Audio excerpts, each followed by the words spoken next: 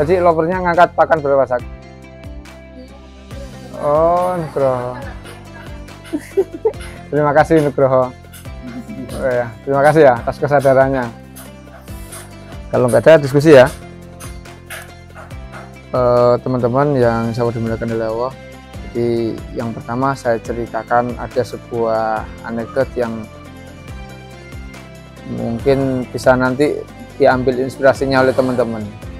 Kalau ini dianggap anekdot ya anekdot, kalau enggak yang penting teman-teman bisa mengambil pelajaran ya. Suatu ketika ada dua orang ibu yang sedang hamil ya, hamil tua. Ternyata umur kehamilannya hampir sama. Dan singkat cerita, dua ibu ini berada di sebuah desa yang di sana itu masih memiliki kepercayaan terhadap orang yang dianggap pintar ya. Kalau bahasa kita mungkin dukun ya. Nah, dia menanyakan kira-kira nasib anaknya besok itu mau seperti apa atau jadi seperti apa. Nah, ibu yang pertama menanyakan pada orang pintar tadi, wahai suhu, apa ya nyebutnya orang pintar apa? Suhu ya? Apa? Suhu. Wahai suhu atau wahai guru atau mbah, kira-kira ke depan anak saya gimana ya, atau seperti apa, atau jadi apa? Nah, dijawab sama orang pintar tadi, anakmu besok menjadi pangeran, atau anakmu besok menjadi seorang pejabat. Nah, ibu tadi pulang dengan bahagia, senang, kemudian dia karena keyakinan itu sudah kuat dalam dirinya, dia kemudian memanjakan anaknya. Ceritanya kayak gitu. Kemudian besoknya datang ibu yang kedua. Kan tadi ada dua ya. Ibu yang kedua menanyakan kepada orang pintar tadi, Mbah, suhu, guru, anak saya ke depan jadi seperti apa? Nah, ternyata dijawab sama orang pintar tadi, anakmu besok menjadi pengemis. Anakmu menjadi pengemis. Yang pertama tadi anaknya diprediksi menjadi pangeran, yang kedua anaknya menjadi pengemis. Akhirnya ibu yang kedua ini pulang dengan sedih, ya, dengan sedih. Kemudian pada suatu waktu ternyata dua anak ini, dua ibu tadi melahirkan dengan hari yang sama. Artinya hari itu lahir dua anak dengan prediksi yang berbeda. Yang satu menjadi pangeran atau raja, yang kedua menjadi pengemis. Karena ibu yang pertama itu merasa bahwa anaknya besok menjadi raja, maka dia memanjakan anaknya. Jadi anak ini karepe kaya piye wae dituruti. Paham ya?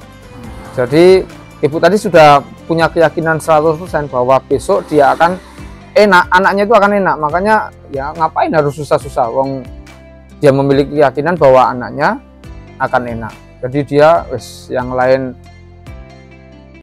beraktivitas fisik, dia enggak. Yang lain belajar, dia enggak. Pokoknya dibiarkan, anak ini dibiarkan. Yang kedua, dia kan sudah dengan kondisi sedih, marah, sebel ya. Anyel lah bahasanya. Karena anaknya diprediksi menjadi pengemis, akhirnya dia dalam hatinya, pokoknya saya berusaha sekuat mungkin, kalaupun anak saya jadi pengemis, jangan sampai pengemis yang paling susah. Jadi waktunya yang lain sudah leha-leha, ibu tadi pokoknya mendidik dengan keras anaknya, jangan sampai anaknya ke depan, kalaupun jadi pengemis, jangan sampai pengemis yang paling bawah. Akhirnya ibu tadi mendidik anaknya dengan keras, dengan sungguh-sungguh. Jadi istilahnya dua ibu ini berkebalikan. Singkat cerita, 30 tahun kemudian, dua ibu tadi menanyakan ke orang pintar tadi. Ternyata ibu yang pertama yang diprediksi anaknya menjadi seorang pangeran, raja ataupun pejabat, ternyata anaknya menjadi seorang pengemis, malah menjadi pengemis. Sebaliknya yang kedua, anak yang diprediksi menjadi pengemis, ternyata dia menjadi pejabat, atau istilahnya tadi menjadi pangeran. Ditanyakan kepada orang pintar tadi, kok bisa katanya anak saya menjadi kebalikannya, yang harusnya menjadi raja ini malah menjadi pengemis dan pengemis paling bawah di kampung ini. Sebaliknya yang diprediksi pengemis ternyata menjadi seorang pangeran. Nah, ternyata orang yang dianggap pintar tadi memberikan jawaban yang mungkin bisa dikatakan menohok ya. Ternyata dia mengakui bahwa sebenarnya saya itu tidak bisa memastikan nasib seseorang.